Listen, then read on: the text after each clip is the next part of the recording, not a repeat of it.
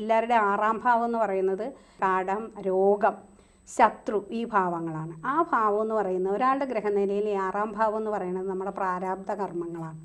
നമ്മൾ കൊണ്ടുവരുന്ന ഭാവമാണത്. നമ്മളെ ഓരോ ആൾക്കാരും ജീവിക്കുന്നതും ജനിക്കുന്നതും ഒക്കെ ഒരു പ്രത്യേക കാര്യം, എന്തെങ്കിലും ഒരു ദൗത്യം ഉണ്ടാവും ദൈവത്തിന്. കാരണം നമ്മൾ പൂർവ്വജന്മത്തിൽ നമ്മൾ ചെയ്തു പോയ ചില കടങ്ങളുടെ അനുഭവത്തിന് വേണ്ടിയിട്ടാണ് ഈ ജന്മം നമ്മൾ സഞ്ചിത കർമ്മങ്ങളുമായിട്ട് വരികയാണ്.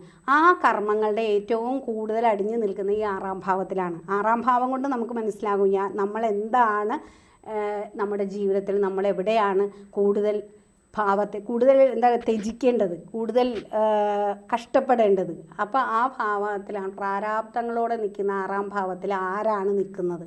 ബുധനാണ് നിൽക്കുന്നതെന്ന് വിചാരിക്കുക. ബുധൻ 6ാം ഭാവത്തിലാണ് നിൽക്കുന്നതെങ്കിൽ തീർച്ചയായിട്ടും പച്ച കളറുള്ള കിളികളെ വളർത്തുക.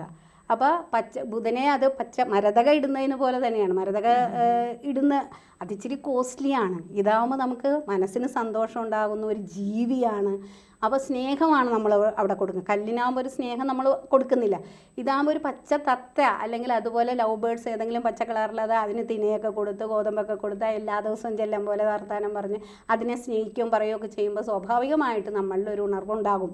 അത് വേറെ. സൈക്കോളജിക്കലായിട്ടും അതുപോലെ തന്നെ അസ്ട്രോളജി പരമായിട്ടും ഒരുപാട് കഷ്ടപ്പാടുകൾ, ആ 6ാം ഭാവത്തിൻ്റെ ദുരിതങ്ങളൊക്കെ, 6ലെ ബുധൻ നീചത്തിലൊക്കെ നിൽക്കുന്ന ആൾക്കാരാണെങ്കിൽ ധാരാളം കിളികളെ വളർത്തുക.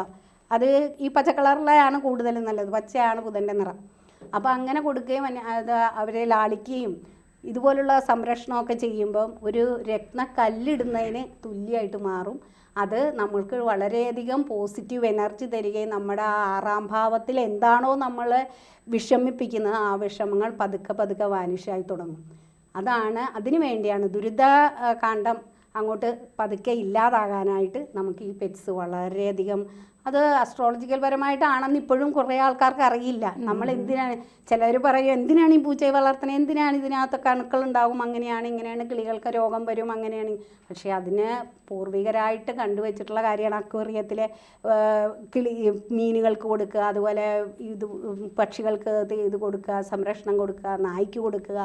ഇതൊക്കെ നമ്മുടെ ജീവിതത്തിൽ വല്ലാത്ത മാറ്റങ്ങൾ ഉണ്ടാക്കാൻ സഹായിക്കും. സമ്പൂർണ്ണ ജാതകം സാധാരണ ജാതകമല്ല, സമ്പൂർണ്ണ ജാതകം.